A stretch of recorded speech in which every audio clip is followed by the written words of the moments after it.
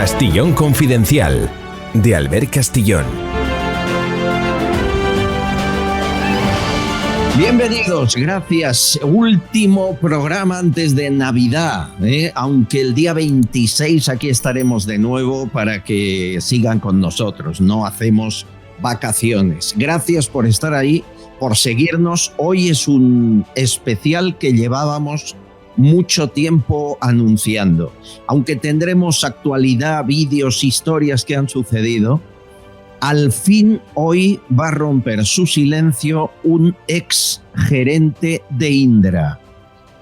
Queremos saber hasta qué punto pudo haber fraude electoral el 23J. Nuestra investigación nos dice que todo se hizo muy mal, que se cometieron infinidad de errores. Hemos demostrado que muchos pueblos de España no votaron, o si votaron no llegó su voto a la Junta Electoral Central. Hemos demostrado que edificios enteros del barrio de Salamanca que habían, por ejemplo en Madrid, es un ejemplo, que habían solicitado el voto por correo, no lo recibieron.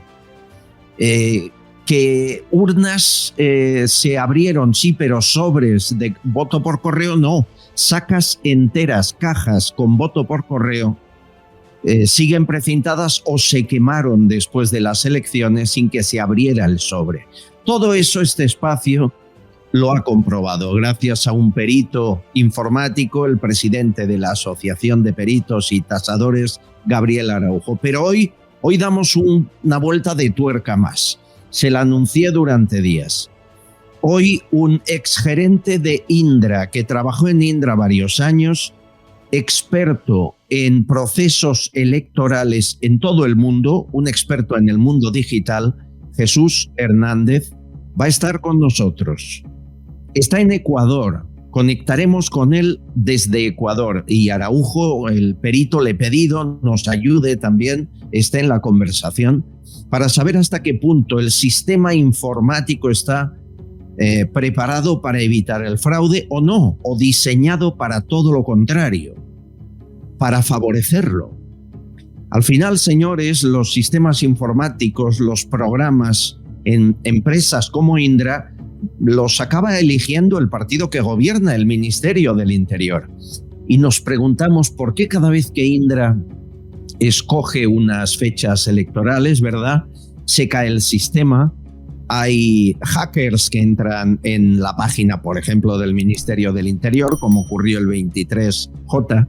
¿Por qué ese mismo día los trenes de Valencia a Barcelona, el AVE, se averían cuando Valencia es una plaza donde gana el Partido Popular? Son muchas preguntas. Todo a lo mejor es una casualidad, ¿verdad? O a lo mejor nada lo es. Ya les digo que este hombre no ha hablado nunca, se juega mucho hablando aquí, cosa que yo le agradezco. Le oiremos, no le veremos porque está en Ecuador y técnicamente es muy difícil, pero escucharemos con nitidez lo que tenga que decirnos. Y hay una pregunta que ya la dejo en el aire y si siguen escucharán la respuesta. ¿Es posible un fraude electoral en España y en otros lugares de Europa y de América donde Indra ha seleccionado cómo se hace el cuenteo? ¿Quién lo comete o presuntamente quién estaría detrás? ¿Correos? ¿El gobierno? ¿Indra? ¿Quién da la orden para que se bordee la ley, para que se esté en la línea floja? Todos sabemos que cuando un partido gana con amplia mayoría es muy difícil cambiar las cifras, pero cuando dos partidos están cerca el uno del otro en ganar, me aseguran que de difícil nada. En unos minutos, la verdad de lo que ha podido ocurrir el 23J, aquí les invito a que lo escuchen y luego cada uno de ustedes que se haga su valoración personal y ojalá todo lo que estamos contando en este programa se judicialice. Ojalá se lleve a tribunales, ojalá alguien diga, un partido, fiscalía, alguien diga, por favor, ¿podemos investigar? Sí. ¿Por qué pasó tanto? ¿Por qué tantos miles o cientos de miles de españoles su voto fue a la basura o no se les permitió votar? Esa es la pregunta que deberíamos hacernos. Porque 1.000 o 50.000 votos no cambian un gobierno. 400.000 sí. Y Araujo asegura que el fraude pudo llegar a 4 400.000. Estamos hablando de un presunto fraude, somos muy prudentes, no nos gustan las conspiraciones, pero menos parecer idiotas. Vamos a hablar con ese exgerente de Indra y que nos cuente él. Y mientras tanto, solo un dato para la historia de este país antes de Navidad. Lo que van a ver es el parque móvil de Sánchez cuando llega con Falcon a una ciudad. Los amigos de YouTube estarán viendo el vídeo, el resto se lo pueden imaginar. Llega el Falcon. Por cierto, Falcon que el año que viene ha aumentado su presupuesto en catering con más ibéricos y más solomillo y más dorada, hasta la cifra de 2 millones de euros. Sí, el Falcon de Sánchez y del Rey, aunque quien más lo coge es Sánchez, en el año 2024 tendrá un coste su catering de 2 millones de euros. Está el país, ¿verdad?, para ir tirando el dinero. Bueno, pero fíjense en los vehículos del parque móvil de Sánchez. En este momento, el parque móvil del gobierno tiene 833 choferes, 691 vehículos. Es decir, Sánchez tiene 121 conductores más que el gobierno de Rajoy, y eso nos cuesta 10 millones de euros más al año. No hay 37 millones para los enfermos de la ELA, ¿verdad? Pero sí hay 48 millones, que es lo que nos cuesta el parque móvil del gobierno. 48 millones al año. No hay transporte público, como hacen los ministros y presidentes del gobierno en otros lugares. ¿De verdad son necesarios casi 900 choferes, casi 700 coches? Nos parece que es otro engaño, otra manera de fabular, de decir aquí estamos nosotros y nadie nos va a parar. Pero miren, esta vez les diré, no es solo el PSOE. No. El PP también, sus señorías podrían hacer algo más. El Congreso de los Diputados, añadan a estas cifras, el año 2024 que tenemos ya enfrente, acaba de aprobar una partida de 2.700.000 euros. ¿Cómo manejan los millones esta gente? Casi 3 millones para clases de inglés, alemán y francés a sus señorías. Tabletas digitales nuevas marca Apple. Y guardería para los hijos de sus señorías, también para algún trabajador. Los 450 cargos del Congreso, 450 personas, nos cuestan 3 millones de euros solo de gastos superfluos. Guardería, clases de inglés, tabletas. Siga usted pagando el IVA, siga usted pagando impuestos, siga usted abonando la guardería, las tabletas y las clases de inglés a sus señorías. Bienvenidos, empezamos. Estás escuchando Castillón Confidencial. Si necesitas viajar con silla de ruedas en taxi, o con tu mascota, o con un bebé y su sillita de paseo, ningún problema. Lo pides a la flota de Pide Taxi y te mandarán un taxi especial para ti. Pide Taxi trabaja con las principales emisoras de taxi de tu ciudad, que son propiedad de los taxistas locales, no de multinacionales o fondos de inversión. Y todo al mejor precio garantizado. Descárgate la aplicación de Pide Taxi. Serafín Giraldo hoy nos trae una noticia con imagen que da pavor. Cómo se puede intentar asesinar a un policía local en una reyerta en Cuenca, clavándole un navajazo en el cuello. Van a verlo, la imagen es brutal. Serafín Giraldo, inspector de policía, portavoz de H50. Muy buenas. El peligro para las fuerzas y cuerpos de seguridad está en cualquier parte y sobre todo en cualquier momento. Un policía nacional ayer tarde fue apuñalado en el cuello.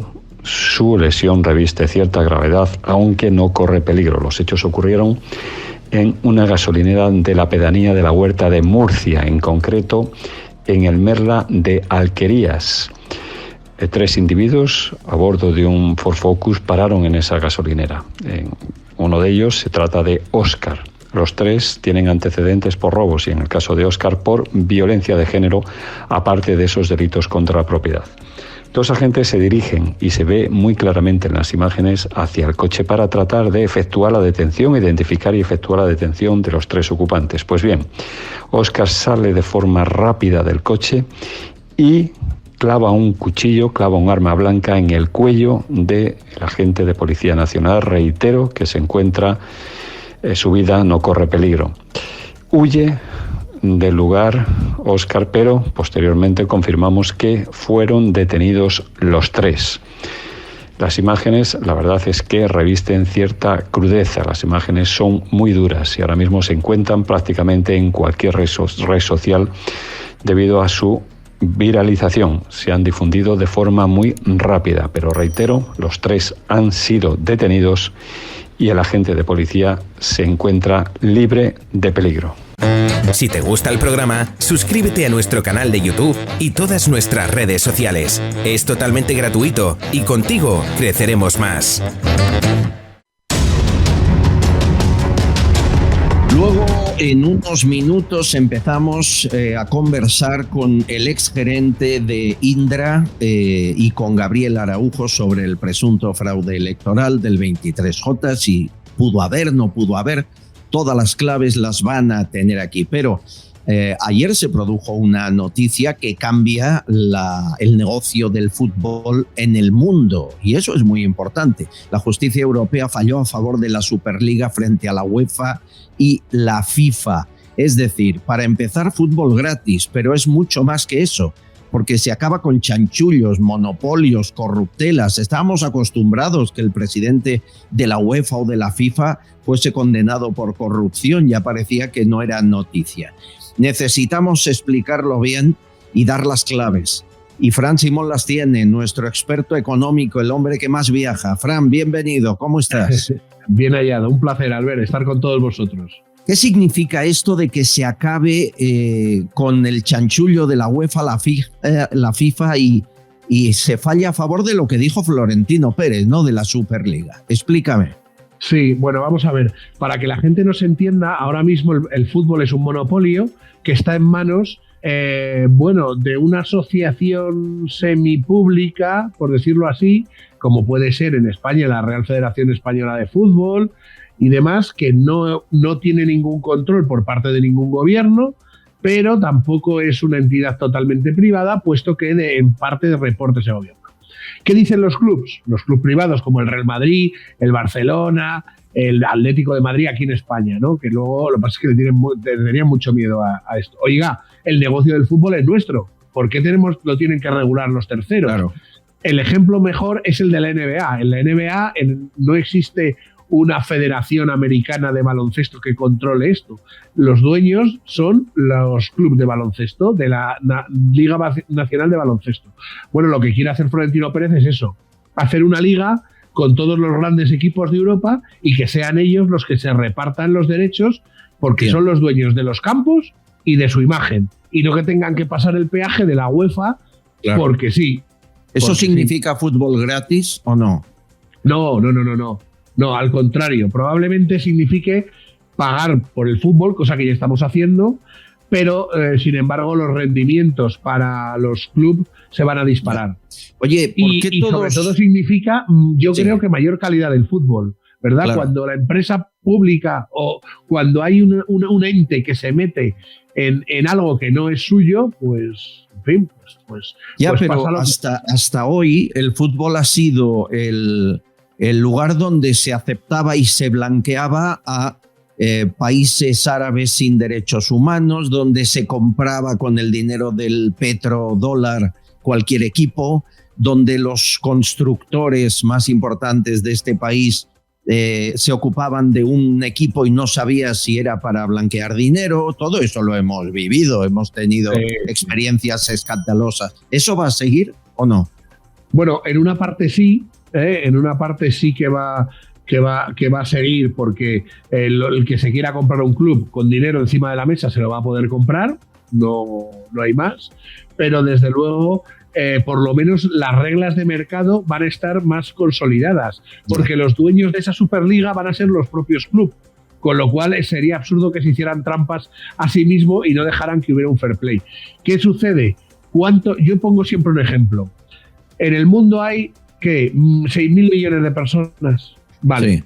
¿Cuántos pueden ver un Real Madrid-Paris Saint-Germain en el fútbol? ¿Podrían verlo 1.000 millones de personas si lo emitieran por internet? Esto me lo han contado mi gente de grandes equipos de fútbol, entre ellos del Real Madrid. ¿Y si nosotros somos los dueños de la imagen, de los derechos de imagen, y cobrásemos un euro Sí, a cada persona que quiera ver un Paris Saint-Germain-Real Madrid? Pues mira, ya son 1.000 millones de euros solo en un partido. Solo en un partido. Te entiendo. ¿Por qué se lo tenemos que dar a la UEFA? Que aquí no pinta nada. Es más, pagamos nosotros a los árbitros, les hacemos un estándar aparte a los árbitros y les pagamos muchísimo más. O sea, imagínate. ¿Hay algún presidente de la UEFA que no haya sido un corrupto? Yo creo que no, en los últimos años. Es tremendo, lo que decimos es tremendo, pero es así.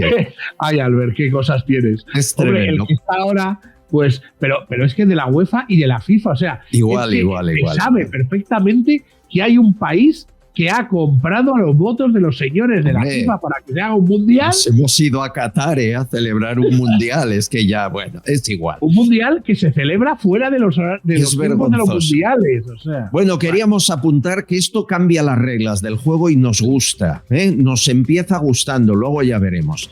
La otra clave principal, ¿qué hace el gobierno gastándose 2.500 millones que no tiene para meterse como accionista mayoritario en Telefónica? Hemos estado 26 años desde que el gobierno salió de esta compañía, ahora se vuelve a meter. Me dicen que no tiene un duro y ha tenido que pedir un crédito porque el SEPI está en la bancarrota para poder comprar 2.500 millones. ¿A qué viene eso? ¿Qué interés tiene? A no ser que sea como Indra, un interés estratégico de controlar las telecomunicaciones. Bueno, esto es una estupidez, una más de Pedro Sánchez, Albert. Me explico. Hicimos muy mal hace muchos años en quitarnos absolutamente todas las empresas grandes y buenas que teníamos los españoles. También es verdad que la forma de gestionar esas empresas por parte de los que las gestionaban eran de otra manera. Yo creo que, ¿cómo te lo diría? Gente mayor que tiene otra cultura, que sabían de lo que trabajaban. Ahora, ¿qué es lo que creo yo? Que lo que quiere Pedro Sánchez es controlar las instituciones del Estado, controlar la justicia y controlar las grandes empresas para colocar a sus amigos. Rollo Indra, rollo Renfe, rollo Correos. Y la excusa es muy clara, es que va a entrar capital extranjero y queremos estar ahí en el Consejo para controlarlo. Pero eso es una excusa. Claro, y no hay dinero que lo valga. ¿Para qué? Pues imagino que, como siempre, Albert, con el dinero de todos se lo gastarán en comprar acciones de Telefónica para colocar a sus amiguetes. Es tremendo lo que estamos contando. Por cierto, hoy reunión Sánchez-Feijóo, yo no confío nada, después de la frase que le dijo lo de la perra gorda, recuerden. En todo caso, le diré para usted la perra gorda. Nos vemos el viernes en el Congreso de los Diputados y hablaremos de lo que usted quiera. Pidiendo condescendiente, como si le hiciera un favor, cuando es el que ha ganado las elecciones, el que se reúne con el que las ha perdido y gobierna con terroristas. Yo no confío en nada. Es más, yo no hubiese ido, pero no sé, Fran, igual me dicen otros, no se puede decir que no a Moncloa. ¿Tú qué piensas? Yo pienso que se puede decir que no a un golpista. Yo pienso que se puede decir que no a aquel con el que pacta y da gobiernos a terroristas o a gente que lleva terroristas en sus listas. Yo pienso que no a gente que hace que los españoles sean más desiguales. Y se puede decir que no a aquel que destroza familias en España. El último ejemplo lo hemos visto con la Comisión de la Unión Europea, que ha ido a ver cómo los niños españoles en Cataluña no pueden estudiar español. Es una vergüenza, pero que no se equivoque nadie. Yo diría lo mismo si los niños españoles no pudiesen estudiar en catalán, o sea, en Cataluña, catalán el que quisiera. Claro. Pero es muy grave lo que dices. Es muy grave. Yana Tom es la eurodiputada portavoz de esta comisión. Dice, la van a oír, dice, jamás en mi vida me llamaron fascista y nazi paseando por las calles de una ciudad, y en Barcelona lo han hecho. Escuchen a Yana Tom. Vengo de Estonia, que tiene 300.000 habitantes y el estonio lo habla menos de 1 millón y por eso los estonios protegen su idioma. No se puede comparar. El catalán no está en peligro. Ni el catalán está en peligro. El castellano sí está arrinconado. Le prohibieron hablar a esta comisión de eurodiputados con los directores de las escuelas porque enviaron un comisario político, la consejería, para que no les dejara hablar. Bueno, se han vuelto a Bruselas con las manos en la cabeza. ¿Qué es esto? Ya era hora, ¿no?, que se enteraran lo que contamos aquí cada día, Fran. Yo creo que ya es hora de que se enteren del sufrimiento que tienen que encima los catalanes y por ende los españoles. O sea, yo creo que ya está bien. Volviendo a la pregunta anterior y relacionándola con esto, cuando el señor que te dice para ti la perra gorda es para decirle, bueno, muy bien lo que le dijo Feijóo, para mí la perra gorda no, para los que están ahí, que los terroristas que están ahí, los independentistas, que eso sí que tienen la perra gorda contigo. Pero claro, es que es muy triste, Albert. Yo, como reflexión, necesitamos más marketing político. Y esto que ha sucedido, que lo ve ahora Europa, como tú has dicho, que nosotros los españoles y tú como catalán, que me cuentas unas cosas que a mí se me ponen los pelos de punta muchas veces. De verdad, yo creo que esto es importante que lo sepan en el mundo. Todo lo que está pasando, que llamen fascista a esta señora, o como yo he visto, que te llamen a ti fascista, pero primero, bueno, le quitan importancia ya a la palabra fascista de por sí, y segundo, ese es más fascista, ese que ya os llama fascistas a vosotros, a mí y a la Comisión Europea, ese es el más fascista de todos, al que manda un comisario político. Miren, fascista es que hay 2 etarras que no se han arrepentido y van a comerse los turrones en casa esta Navidad. Gorka Lorán y Garicoit Zarrualde. Hace 20 años se fueron a la estación de Chamartín, cada uno con una maleta, con 50 kilos de titadine para que explotara un tren que venía de Irún a Madrid, y en Nochebuena venía lleno, casi 200 personas. A uno le pillaron en la estación de San Sebastián con el detonador y la pistola en la mano antes de subir, pero el otro no, el otro colocó la maleta en el tren para que mataran gente en Nochebuena.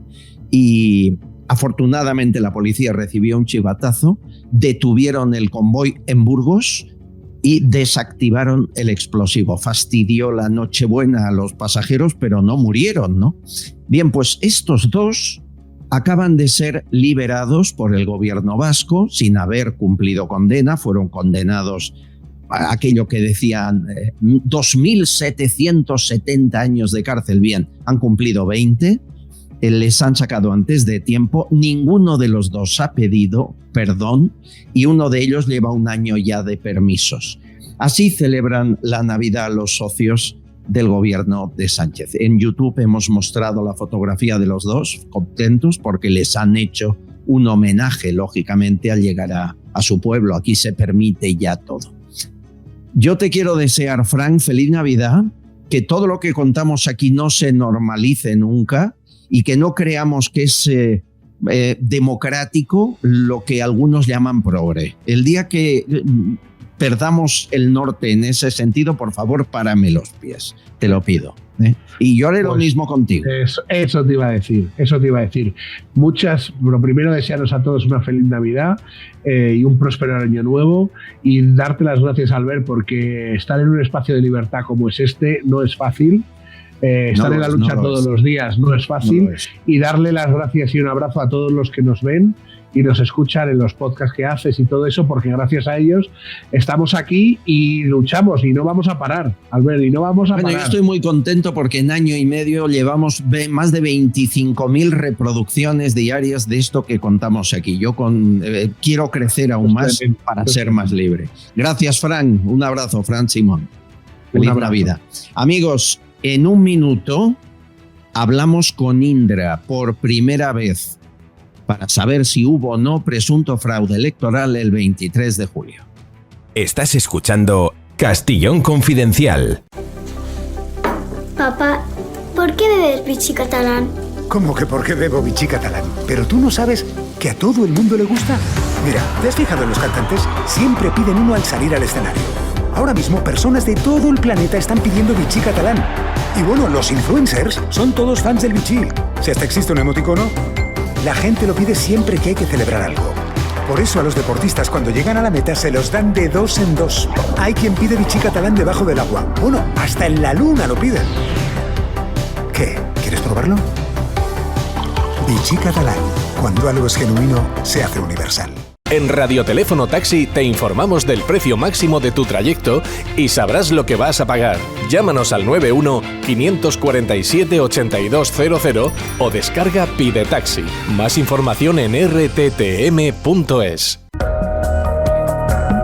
Amigos, lo prometido es deuda. Este espacio libre de información confidencial hace semanas que se hace preguntas y una de ellas es si pudo haber fraude electoral, presunto fraude electoral el 23 de julio.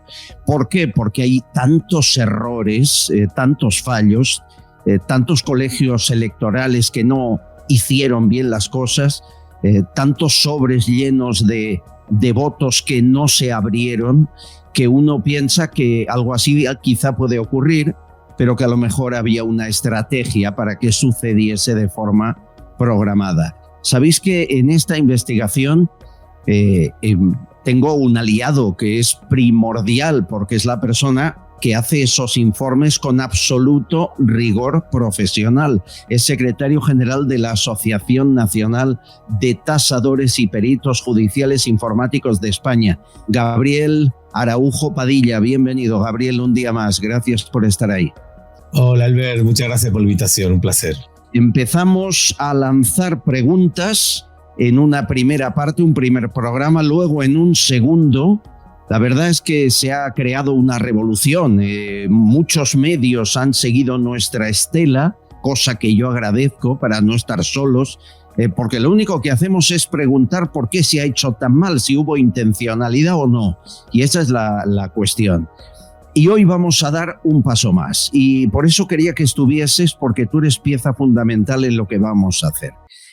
Se comunica conmigo un seguidor de este programa, que es Jesús Hernández, y me dice que, y es cierto, he confirmado cada detalle, no me ha mentido ni en una palabra. Es doctor en economía, ha sido profesor en un montón de universidades en España y fuera de España, es experto en digital, experto y consultor en procesos electorales en el mundo, y quizá lo más importante, porque hemos hablado mucho de ella, fue durante varios años gerente de Indra. A partir de ahí, yo tengo conversaciones con Jesús y le hago 1000 preguntas, las que nos hacemos aquí. Tras esas conversaciones le he pedido que esté hoy con nosotros, y está en Ecuador, está trabajando en Ecuador, pero ha accedido a estar unos minutos y a responder algunas preguntas. O sea que estamos en un momento crucial para dar un paso más, Gabriel, y me ayudarás a hacer las preguntas adecuadas. Amigo Jesús Hernández desde Ecuador, bienvenido, ¿cómo estás? ¿Qué tal? ¿Cómo estás, Albert? Te agradezco mucho que estés con nosotros. Estás trabajando en Ecuador y la primera pregunta, como exgerente que has sido de Indra y experto en procesos informáticos electorales en el mundo, es si las elecciones del 23J se han podido manipular los resultados. Por poder se puede, y es bastante fácil poder hacerlo. Poder se puede. Otra cosa es que se pueda demostrar, pero herramientas para poder hacerlo existen. Tú trabajaste, puedo tutearte, ¿verdad? Sí, que eres joven. Tú trabajaste en Indra varios años. ¿Estamos diciendo que el sistema del proceso electoral se diseña para que se pueda? Siempre hay una llave para poder hacerlo, sí. Siempre hay una llave. Siempre hay una llave que se puede, bueno, aunque solo sea para controlar el proceso, a veces sin mala intención, pero con mala intención puede utilizarse, sí, efectivamente. Pero en cualquier proceso, ¿eh? Entiendo. ¿De qué llave hablamos? ¿Cuál es la clave para poder hacer eso? Yo creo que la clave está en ese lapso de tiempo que existe. En el caso, por ejemplo, del voto por correo, que yo creo que es donde hay más sospechas, el tiempo que existe entre que una persona, un ciudadano, digamos, solicita votar por correo y el tiempo que tiene el administración, para poder trabajar sobre esa información y sobre ese dato. Ahí está, yo creo que la clave. En las conversaciones previas me decías algo, y es cierto, yo compro un obsequio por Amazon y yo sé el recorrido de mi obsequio comprado, a la hora que va a llegar, el señor que lo lleva. En cambio, mi voto no sé el recorrido que hace desde mi urna al colegio electoral. De hecho, no tengo forma ni de comprobar que mi voto está en esa saca, en esa urna, cuando hoy en día las tecnologías permitirían que el voto de cada uno se siguiera el rastro hasta el final, ¿no? ¿Es eso de lo que hablamos? ¿Es ese proceso en el que se pueden olvidar sacas, no enviar posibilidad de voto por correo a edificios enteros? ¿Es eso? Sí, son dos elementos muy interesantes. Uno, en el momento que tú declaras que quieres votar por correo y te aproximas a una oficina de correos, en esa estafeta, lo que se comunica es que hay una intención de no estar, digamos, en el día de las elecciones. Ahí se te coloca una C de correo. No sé si sabéis que te colocan una C junto al censo. Desde ese momento, tu persona, digamos, ya está siendo, digamos, separada de ese censo y pudiendo ser, como se hace, pues a través de ciertos algoritmos, estudiada. Es decir, una persona, por ejemplo, que ha votado por correo tiene un nombre, un apellido, una dirección, un teléfono, y datos agregados pueden ser perfectamente, bueno, pues tu declaración de la renta, dónde vives, en qué barriada vives, si estás afiliado o no a un partido, y si pones la cruz en la Iglesia Católica. Son muchos datos que en cierto momento podríamos calificar a los usuarios en ciertos grupos. Hay empresas que hacen eso. Hay varias empresas en España que monitorean a las personas. Lo que me dices, Jesús, es que una vez alguien quiere votar por correo, le pueden monitorear contratando la subcontrata de empresas. Por ejemplo, hay una que se llama Nice Madrid, que está en Paseo de la Castellana y que hace este trabajo, pero hay muchas más. Size.com también. Y sabes, el que va a votar por correo, cuál puede ser su intención de voto. ¿Me estás diciendo que en base a ese monitoreo de la persona se le manda o no la posibilidad del voto por correo? ¿Se ponen más medios o menos para que vote? Yo no estoy diciendo que se haga, pero se puede hacer. Se puede hacer. Se puede hacer perfectamente. Pues cuando trabajaste, el software de correos, digamos, asigna recursos en cada una de las oficinas. Se pueden quitar o poner recursos. Yo recuerdo, Gabriel, tú a ese software de correos podías entrar y conseguir datos que no deberías poder acceder a ellos, ¿no? Sí, efectivamente. Bueno, a través de las vulnerabilidades que descubrimos los profesionales de la ciberseguridad, pues he podido descubrir efectivamente esas 236 vulnerabilidades que pudieran permitir a un atacante acceder a esa carpeta de correos y, digamos, alterar el sentido de la solicitud, no el voto en sí, pero sí la solicitud. Y con los datos que precisamente apunta Jesús en el tema cuando el electorado está segmentado, que esa es la palabra que a nivel de marketing se llama cuando se etiqueta e identifica a la ciudadanía, pues podía a partir de esos datos cruzados pues poder anular la solicitud y que nunca le llegue la documentación para poder votar, ¿no? Estamos hablando con Gabriel Araujo, el perito, pero también con Jesús Hernández, que fue gerente de Indra durante varios años, que es experto en digital y en procesos electorales, porque nos lo estás contando como si fuese muy normal, Jesús. Has de entender que la mayoría de los ciudadanos creen que esto no es así. Es decir, que el que quiere votar por correo se le da la opción y nadie investiga a quién podría votar a través de empresas de terceras para saber si le envió o no el sobre, que es de lo que estamos hablando. ¿En qué papel toma Indra en todo esto? Es decir, Indra, decías, diseña la llave para que la cosa funcione o no funcione. Y esa llave, ¿quién la tiene? ¿Cómo se usa? Digamos que Indra lo que hace es en principio hacer que toda la data fluya. Y esa data, cuando fluye, obviamente, pues tiene que estar en buen recaudo. Ese es el papel. Es decir, cuando acaba un proceso electoral, las diferentes actas son grabadas y enviadas a un gran servidor que luego distribuye la información a la Junta Electoral y, por supuesto, a los medios de comunicación con un cierto retardo, ¿no? O sea, algún tipo, digamos, de inconsistencia. Ya. Incluso se hacen modelos en caso de que haya retardos identificados. Pensad que últimamente los electores, nosotros los ciudadanos, queremos los resultados prácticamente en tiempo real. Y nos parece extraño que no se den en tiempo real esos resultados. Es como una exigencia que tenemos hace unos años de que los primeros resultados se den a los minutos. En el fondo son modelos, ¿no? Es decir, es bastante complicado que en un minuto pueda haber una tendencia. Lo que pasa es que estamos acostumbrados a que esa tendencia exista. Estos modelos son los que se programan, ¿no? Para que haya, digamos, un flujo de recuento, efectivamente. Ya que estamos hablando, de los datos provisionales, me gustaría preguntarte, Jesús, porque en los pliegos de condiciones técnicas que tiene que cumplir el licitador, en este caso siempre es Indra, pues en algunos procesos electorales sí que acompañaba la obligatoriedad de transmitir también esa foto del acta, ¿verdad?, de esos datos provisionales, y en esta última parecería que no.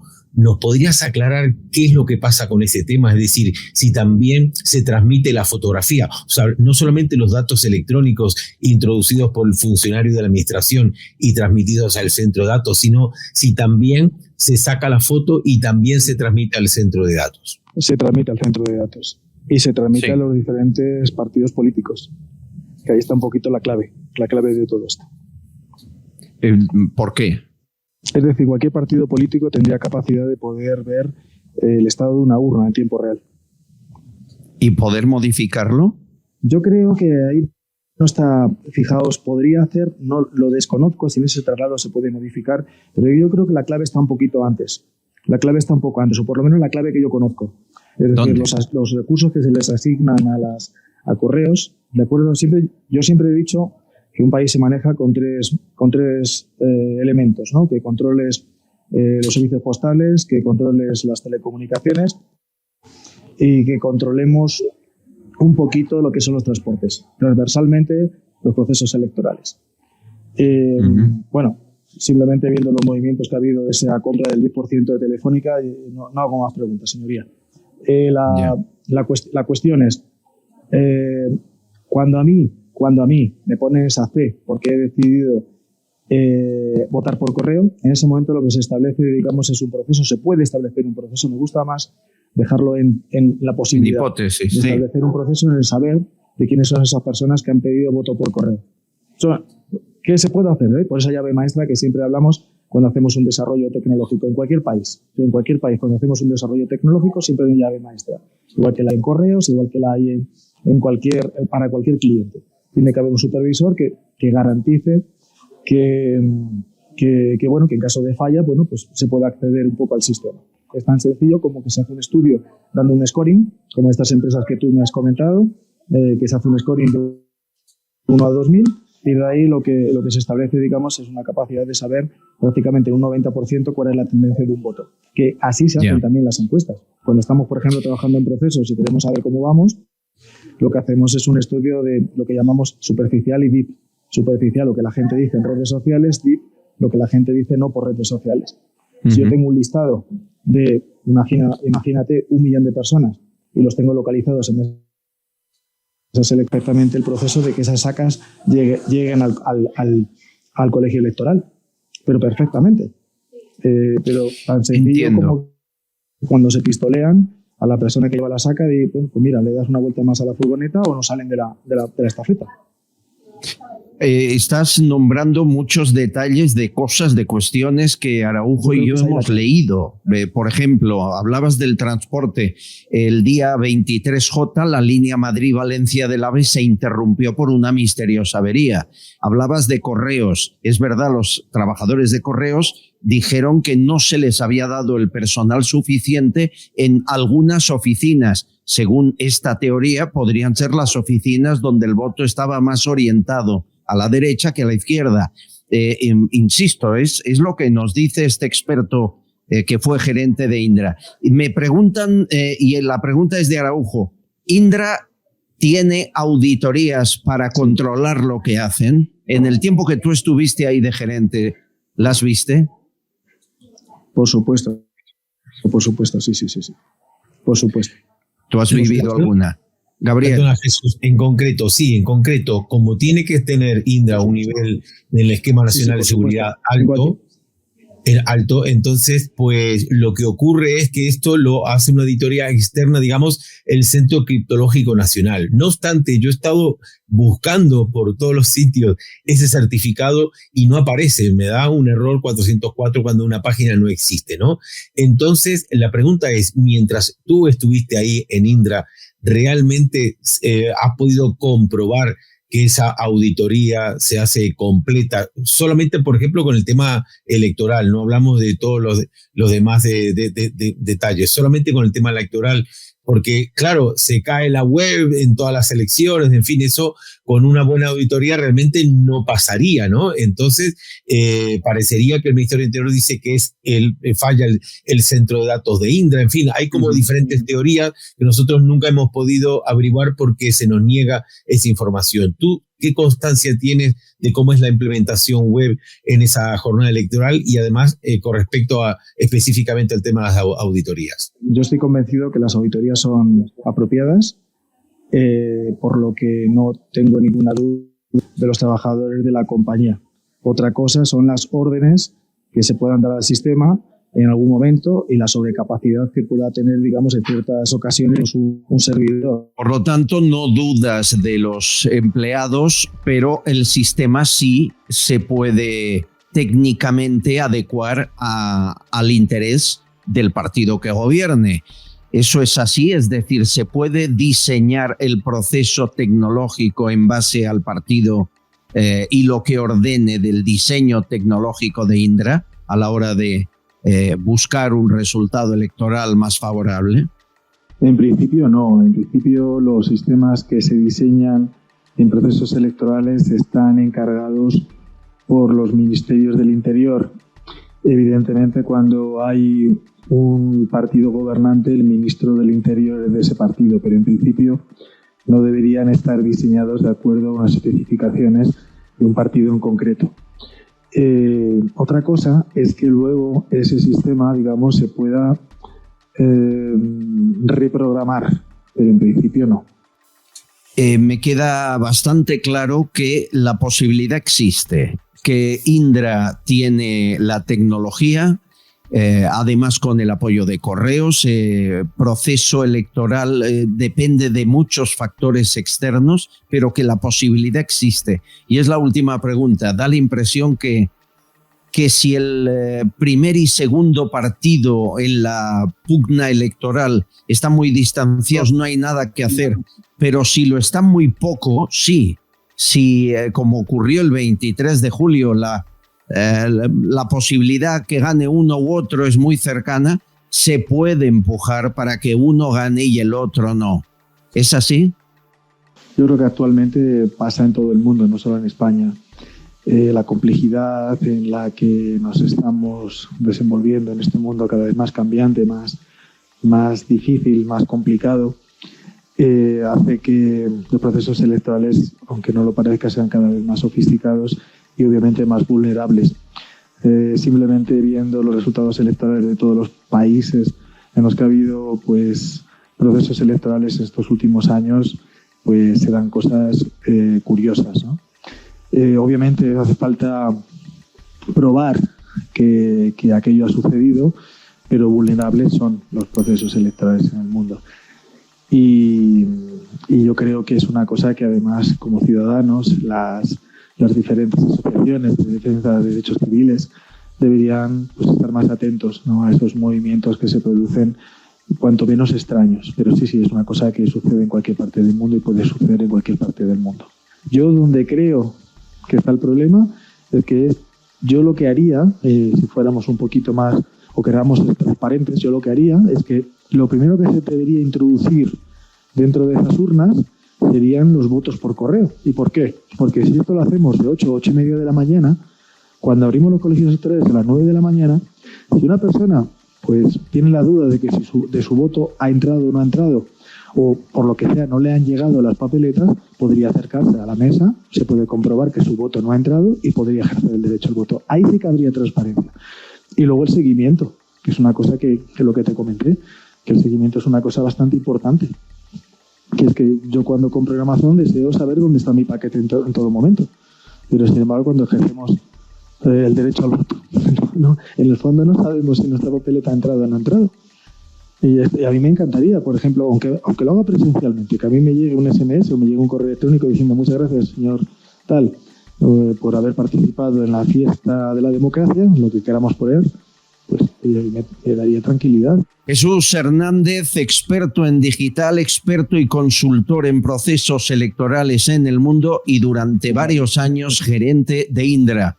Le agradezco mucho estos minutos y quedamos emplazados con mejor calidad de sonido, si le parece, cuando vuelva a España y regrese desde Ecuador.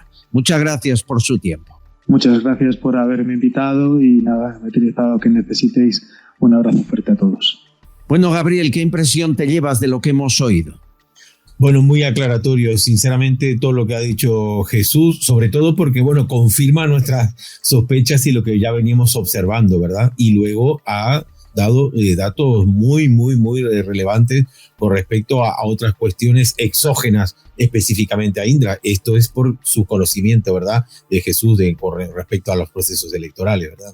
Claro, ha dejado claro que a través de correos es relativamente sencillo porque se averigua quién es la persona y hay empresas de datos al respecto contratadas que monitorean las personas para saber cuál es su opción política. Tú, a la vez, en tu informe demuestras que hay edificios enteros, pueblos enteros, donde no se ha podido votar, como si alguien hubiese monitorizado a la gente y conocido su ideología, cosa que manifestamos de mil maneras en nuestra vida diaria. Esto no es legal, ¿no? Si se ha hecho y si se demuestra que se ha hecho, Gabriel. No, esto es realmente una vulneración al principio del sufragio universal, es decir, no se puede estar por razón de ideología pues llevándole la documentación para votar a unos y a otros no, ¿verdad? Y esto sencillamente es uno de los, por eso hablamos de un fraude multifactorial, uno de los factores por los cuales se puede alterar los resultados es poniendo, digamos, todo el personal en determinadas zonas en lo que conviene que realmente la gente vote y en las otras zonas no. Me queda claro después de la conversación con Jesús, tú lo decías, la posibilidad existe, sí. ¿Se ponen los cortafuegos para que se evite esa posibilidad? No. Y se ponen y no se ponen, me da la impresión por sus palabras, por el interés de que quizá algún día los puedo utilizar. A mí me parece gravísimo, es decir, que el partido que sea el que gobierne coloque las piezas tecnológicas dispuestas por si algún día lo puedo necesitar, algún día que no gane con holgura ni con mayorías absolutas, ¿no? Parece que es el principio del fin de la democracia. Hay algo grave que Jesús Hernández me ha dicho en conversaciones privadas, que esto no pasa solo en España, pasa en todo el mundo. Quiero recordar que Indra, Gabriel, ha participado en los comicios electorales de Chile, de Argentina, de infinidad de países en los que no sería la primera vez que está bajo sospecha, bajo investigación. ¿Es así? Sí, efectivamente, y además interviene a través de sus filiales, a través de Minsight y CIA.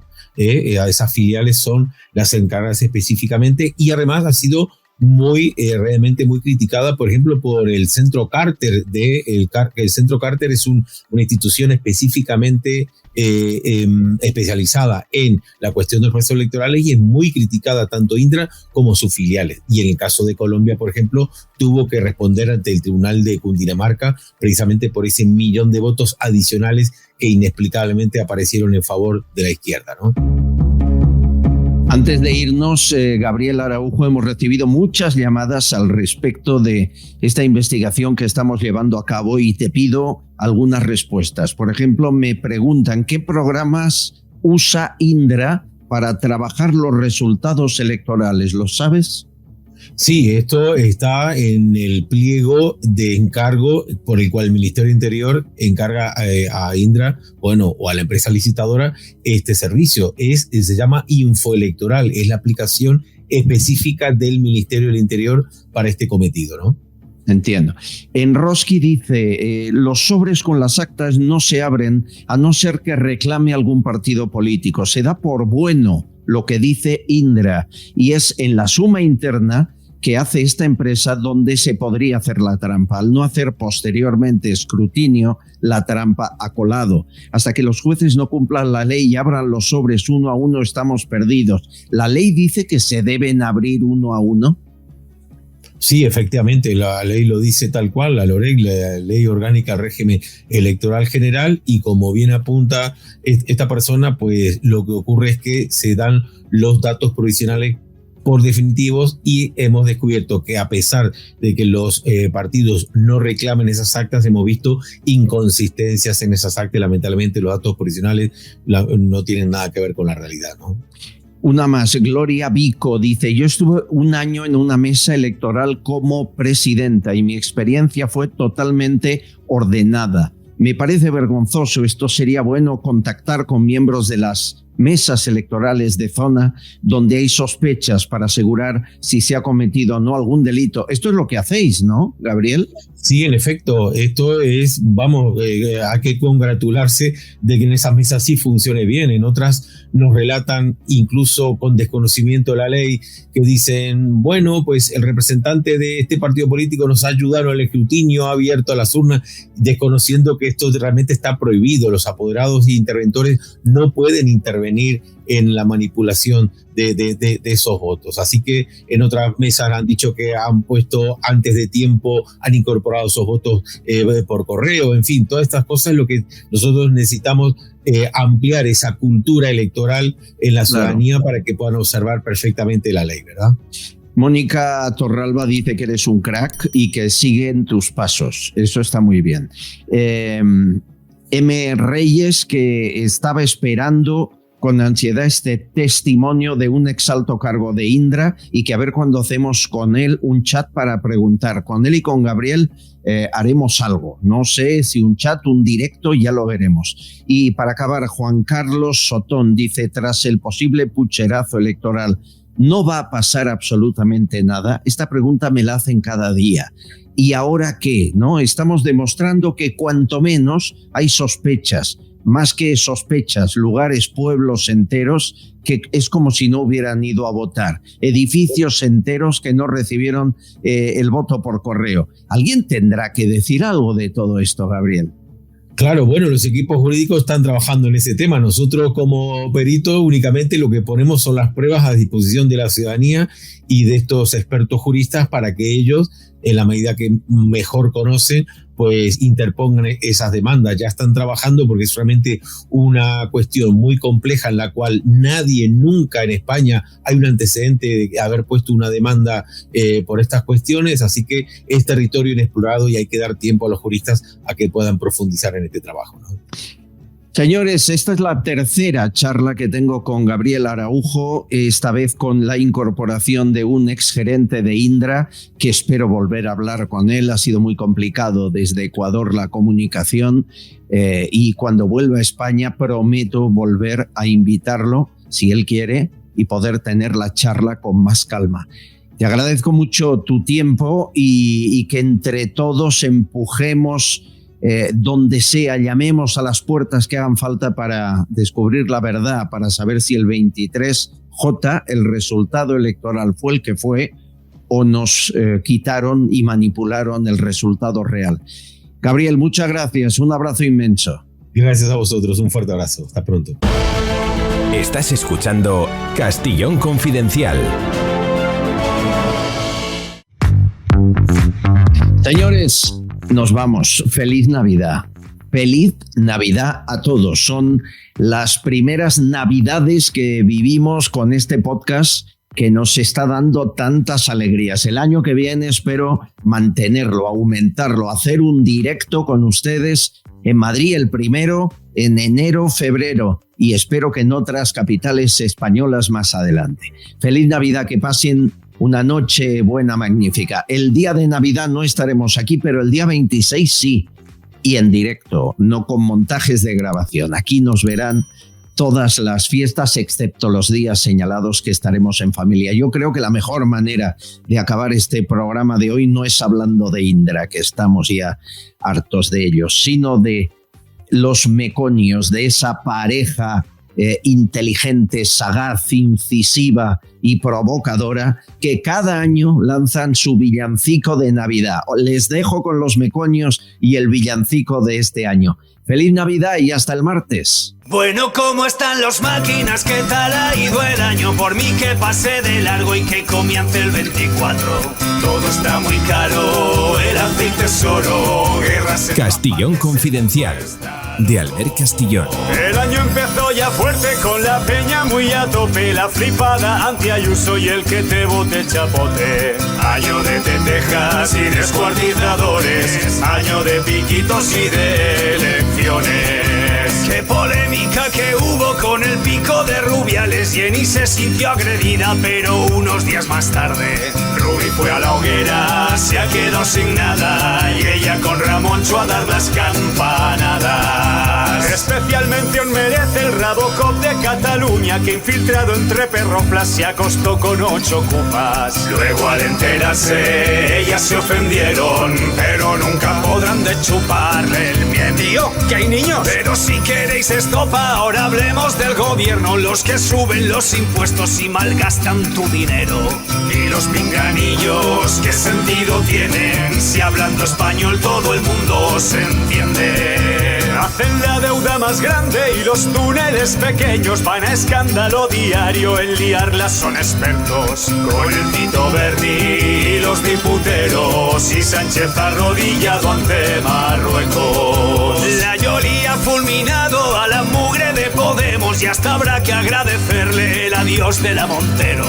Pero Lady Paro ya no nos engaña, si le ha hecho eso a ellos, imagina España. Pedro Sánchez es más falso que el abrazo de una suegra, ha vendido hasta su madre por 7 votos de mierda. Con Sánchez nos pasa una cosa muy raruna, es verle la cara y nos gusta la fruta. Y es que después de decir 1000 veces que no habría amnistía, han dejado a España en manos de indepes y terroristas. Es lo que tenemos, lo que se ha votado, eso o hay quien dice que hubo pucherazo. Lo que no esperaba Sánchez es que España despertara protestando en las calles y plazas abarrotadas y encerrando a las concentraciones. Así respondemos a los dictadores. Meloni ganó en Italia y Milei en Argentina, 2 países que despiertan, no como nuestra Españita.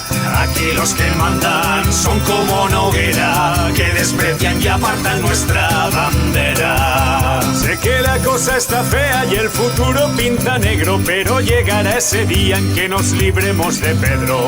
Nos vengáis abajo, aún hay esperanza. España es muy grande, siempre se levanta. Y ahora os deseamos un próspero año nuevo y sigue a los meconios que molan un huevo. Sígueme, dale a like y suscríbete. Hazte fan de los meconios, síguenos en todas las redes de internet. ¿Acaso lo que te digo?